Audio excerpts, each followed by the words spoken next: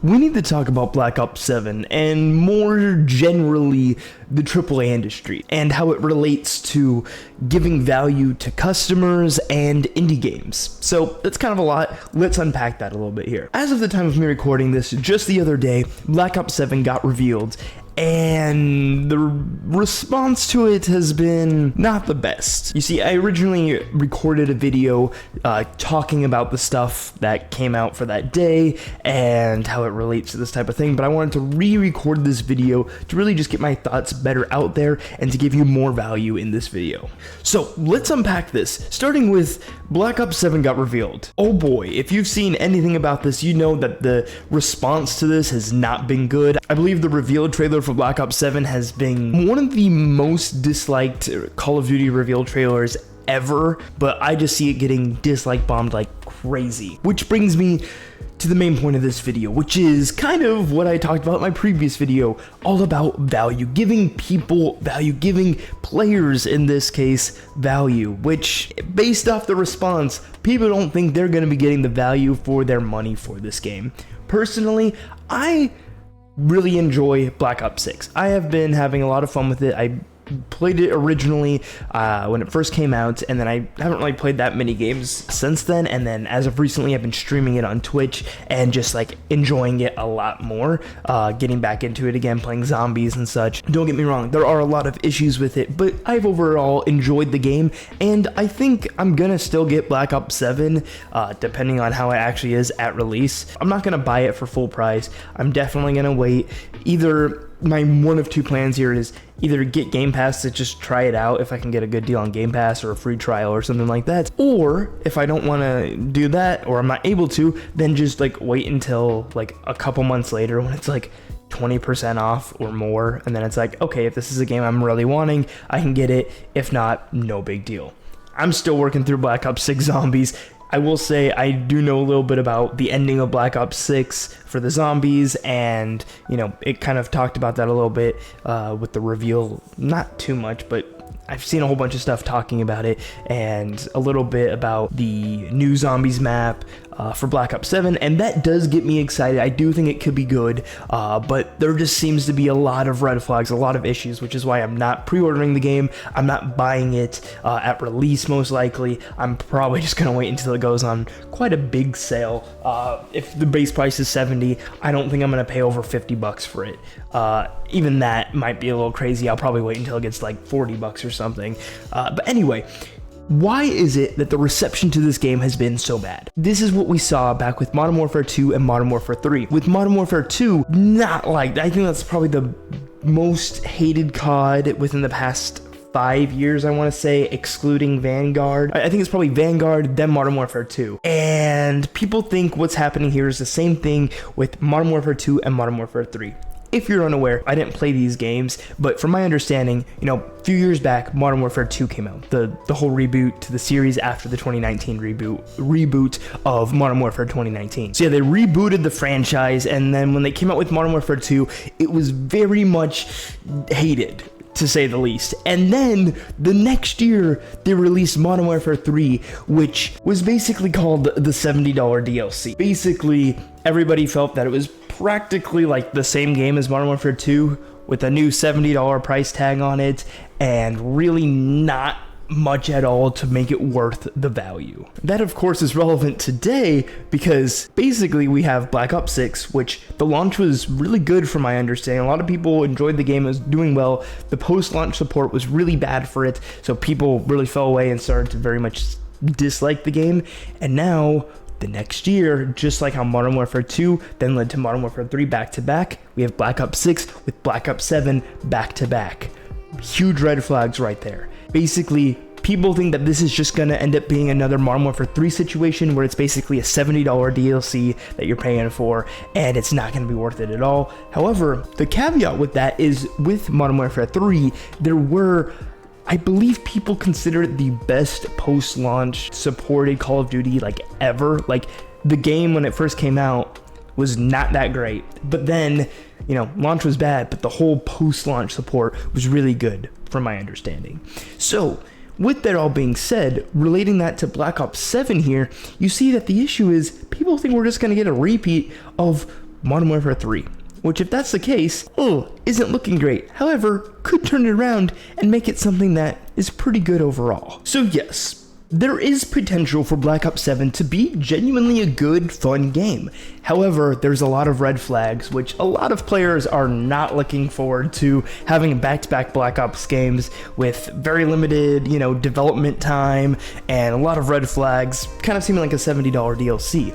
The reason I'm bringing all of this up really relates to just the state of the gaming industry overall. If you look around, what is mainly what's being sold? Well, we have big AAA games that are basically sequel after sequel, nothing original, nothing with like a lot of passion for the most part, and it's just really leaving a lot of people really just kind of burnt out of a lot of games and just not feeling like they're being heard, like they care, like people are being cared about, like they're basically just everybody's just kind of like a dollar sign that the companies see, which I understand. These big companies, they need to make money, but at the same time, they're not giving the people what they want, and there's been a lot of issues with this. This is why I think indie games are in such an incredible position right now, and we've seen how amazing they've been able to take advantage of the opportunities that AAA has basically given them because of the fact that they've messed up so bad with AAA games. And just look at the most recent one that came out, I believe, June. It's called Peak. Maybe you heard of it, maybe you haven't.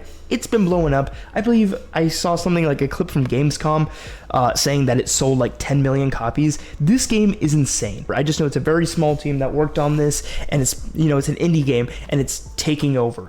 And why is it taking over? Because the focus is on giving people what they want. What do people want? They want fun, enjoyable experiences of something that is unique, not the same, not just slop given to people year after year, but something that has true heart put into it, that truly has the emphasis on giving value to the person buying the game. That is what these big AAA games are missing, but that is great for us indie game devs, because guess what?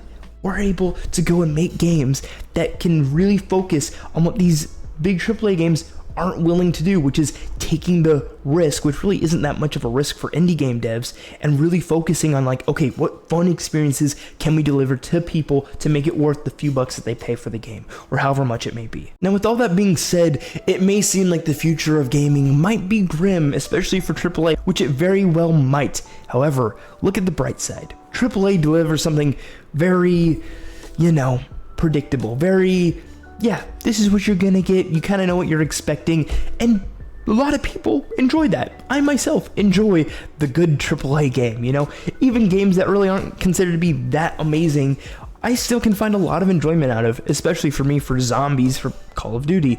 But for a lot of people, it's just not cutting it. Why give them this much money for something that you feel like you're not getting that much of a return on? It's just kind of the same thing year after year. Why am I doing this? And that's why I think it's so important that the focus gets more put on indie games.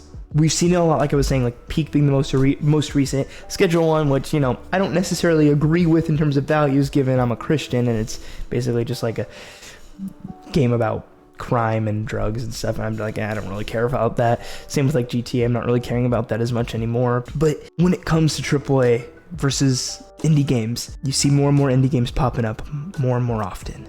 They're making differences. People are buying it, people are enjoying it, people are getting that value.